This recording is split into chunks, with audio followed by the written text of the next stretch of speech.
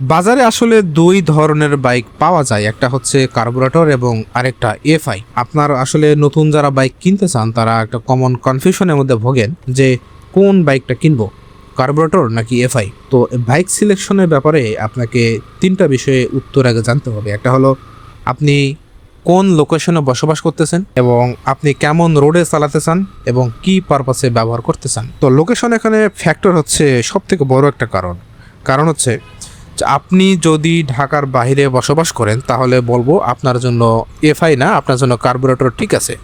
কারণ FI bike হচ্ছে আধুনিক টেকনোলজি সমৃদ্ধ একটা বাইক। এফআই বাইক যদি নষ্ট হয়ে যায় আপনি কিন্তু গ্রামগঞ্জে বা বাজারে এই সার্ভিসিং করাইতে পারবেন না।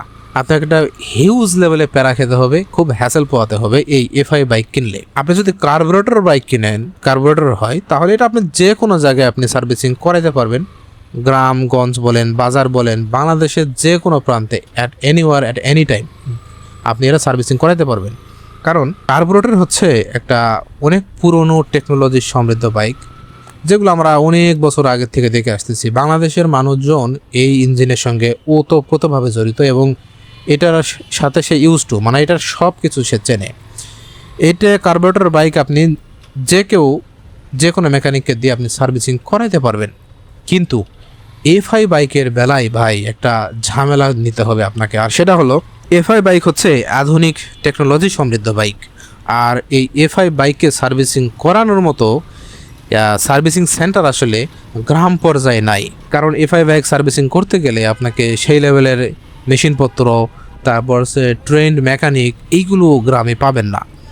তো এই জন্য বললাম যে আপনি যদি গ্রামে থাকেন তাহলে আপনার এফআই বাইক কিনলে একটা প্যারা খেতে হবে। আর যদি আপনি ঢাকা শহরে বা একটা বিভাগীয় শহরে যদি আপনি থাকেন তাহলে আপনার জন্য এফআই বাইকটা পারফেক্ট। এখন এফআই আর আসলে এবং কার্বুরেটর বাইকটা কি, এটা কিভাবে কাজ করে। এফআই হচ্ছে ফিউয়েল ইনজেকশন সিস্টেম যুক্ত একটা বাইক, যেটি আধুনিক টেকনোলজি একটা বড় আবিষ্কার। সেটা হলো যে এফআই বাইক এটা হচ্ছে ফিউয়েল ইনজেকশন সিস্টেমের মাধ্যমে তেলটা পাস করে। এখন এফআই কে রান করে হচ্ছে ইসিইউ অর্থাৎ ইলেকট্রিক কন্ট্রোল ইউনিট। এইটি আবার কয়েকটি সেন্সরের মাধ্যমে কানেক্টেড। তো এটা ক্যালকুলেশন করে যে আসলে আপনার বাইকে কতটুকু তেল দরকার সেই অনুযায়ী সে তেলটা ছাড়ে। আপনার বাইকের স্পিড, আপনার আপনার হয়তো থ্রোটল রেসপন্স, আপনি কতটুকু পাওয়ার চাচ্ছেন এবং আবহাওয়া, সব কিছু দিক বিবেচনা করে সে একটা ক্যালকুলেশন করে ঠিক করে যে কতটুকু তেল দরকার এবং সেই তেলটুকুই সে ছাড়ে। এই কারণে এটা ভালো মাইলেজ পাওয়া যায় এবং ইঞ্জিনের স্মুথনেস ভালো হয়। আর এটাই হচ্ছে এফআই বাইকের মজা। আর কার্বুরেটর হচ্ছে ঠিক উল্টো, ওই যে পুরনো টেকনোলজি এফআইয়ের মতো না। কার্বুরেটরে এই কারণেই কার্বুরেটর হচ্ছে যেটা ম্যানুয়ালি সেটিং করতে হয়, ফলে এর মাইলেজ এফআইয়ের তুলনায় কম পাওয়া যায় এবং ইঞ্জিনের স্মুথনেসও কিন্তু এফআইয়ের তুলনায় কম পাওয়া যায়। কোন রোডে আপনি চালাবেন এটাও একটা কিন্তু বড় ফ্যাক্টর। কারণ যদি আপনি পাহাড়ি রাস্তায় বা উঁচু নিচু রাস্তায় চালাতে চান, অর্থাৎ বিশেষ করে চরাঞ্চলে বা গ্রামাঞ্চলে অনেক রাস্তা আছে উঁচু নিচু, এই ক্ষেত্রে আপনি এফআই বাইকের থেকে কার্বুরেটর বাইকে কিন্তু পাওয়ারটা বেশি পাবেন। কার্বুরেটর কিন্তু আসলে পাওয়ার বেশি পাওয়া যায়, এটা সত্য। কিন্তু এখন বলবেন যে তাহলে কি R15-এর থেকে বা এমটির থেকে পাওয়ার বেশি? তো ভাই ওগুলো তো 150 সিসির বাইক, আমি ওটা কথা বলতেছি না। আপনি 125 বা 110 সিসির বাইকের যেই মানে একটা 125 সিসি বাইক এবং কার্বুরেটর বাইক এবং একটা 125 সিসি এফআই বাইক, দুইটাকে যদি আপনি কম্পেয়ার করেন তাহলে কার্বুরেটর কিন্তু এফআইয়ের তুলনায় পাওয়ারটা বেশি পাবেন। আর এই কারণে দেখবেন যে গ্রামে গঞ্জে গেলে আপনি এই যে ডিসকভারি, তারপর হচ্ছে প্লাটিনা, বাজাজ সিটি অথবা হিরোর কিছু হুন্ডা আছে যেগুলো খুব বেশি পরিমাণে চলে, কারণ এগুলো অনেক পাওয়া যায়। এখন বলবেন যে ভাই গ্রামে থাকি বলে কি আমি তাহলে এফআই বাইক কিনবো না? R15 তো FI, MT FI, GSX-R, Gixxer, এগুলো তো এফআই বাইক, তাহলে কি এগুলো আমি কিনবো না? এগুলো আমার জন্য না? তো ভাই কিনতে পারবেন না কেন? অবশ্যই আপনি কিনতে পারবেন, চালাতে পারবেন। ওই যে বললাম, সার্ভিসিং করাতে গেলে আপনাকে একটা প্যারা খেতে হবে। কারণ আপনি সার্ভিসিং সব জায়গায় কিন্তু এফআই সার্ভিসিং হয় না। এমনকি আমি ঢাকা শহরেও এমনও সার্ভিসিং সেন্টার আমি জানি যে মেশিনপত্র আছে, বাট দক্ষ জনবল নাই, ট্রেন মেকানিক নাই, অর্থাৎ অনেক সার্ভিস সেন্টারে এফআই ক্লিনিক মেশিন নাই।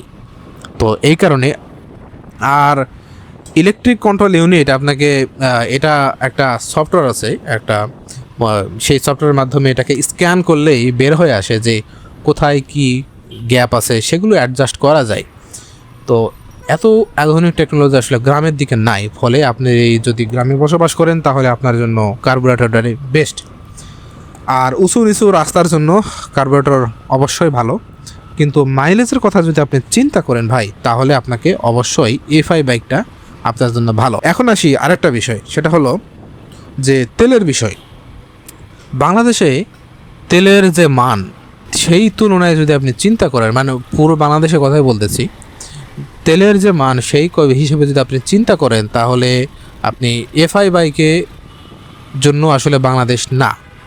কারণ এফআই হচ্ছে একটা অতি সূক্ষ্ম ফিউয়েল ইনজেকশন সিস্টেমের মাধ্যমে তেলটা পাস হয়। আর আমাদের বাংলাদেশের তেলের মান এত বাজে, এত নোংরা, এত ময়লা, আর এত বাজে পরিমাণে তেলের অবস্থা যে এফআই বাইক আসলে এই তেলের জন্য না।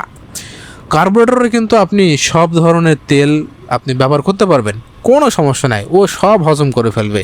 কিন্তু এফআই বাইক একদম শিশু বাচ্চার মতো, খুব সেন্সিটিভ। ওকে আপনি খারাপ তেল দিবেন, ও দেখবেন যে কান্নাকাটি করে অস্থির, মানে ও খুব সেন্সিটিভ, ও নিতেই পারবে না। দেখবেন যে দুদিন পর পর নষ্ট হচ্ছে, আপনার ফিউয়েল ইনজেকশন জ্যাম হয়ে যাচ্ছে, আপনাকে বারবার সার্ভিসিং সেন্টারে যাইতে হচ্ছে। তো এই কারণে বলবো যে যদি কার্বোরেটর বাইক আপনি সব ধরনের তেল ইউজ করতে পারবেন, কিন্তু এফআই আবার এই জিনিসটা করা যায় না।